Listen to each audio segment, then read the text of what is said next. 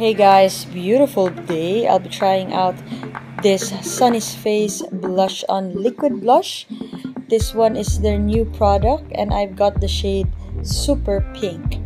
This contains 4.2 grams of product and it says to be long-lasting and pigmented. I love the packaging, very cute.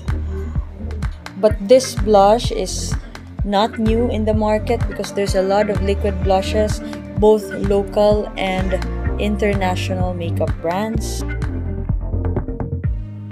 I'm swatching it side by side with the Focallure blusher in the shade Pink Lady.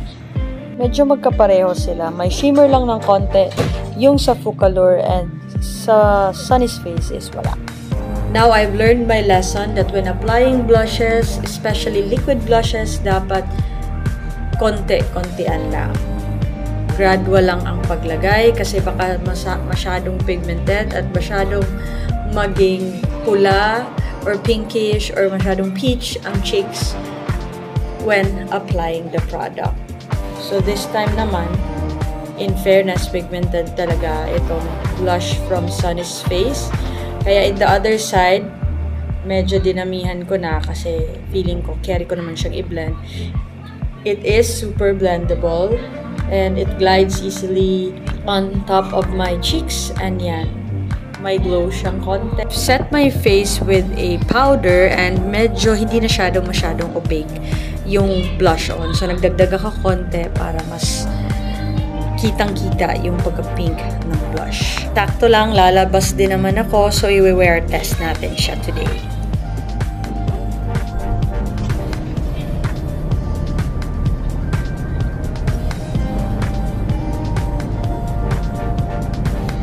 It's currently 3:30 p.m. and nag-makeup ako. Naglagay ako ng blush ko kanina, mga 11 plus, 11:30, mga ganon. And in fairness, nandyan pa rin siya. By this time, it's 10:30 p.m. As you can see, greasy na yung face ko, pero nandyan pa rin yung product. Pero konting pigment na lang ang naiwan. So guys, if you're interested, check nyo na lang sa Yellow Basket.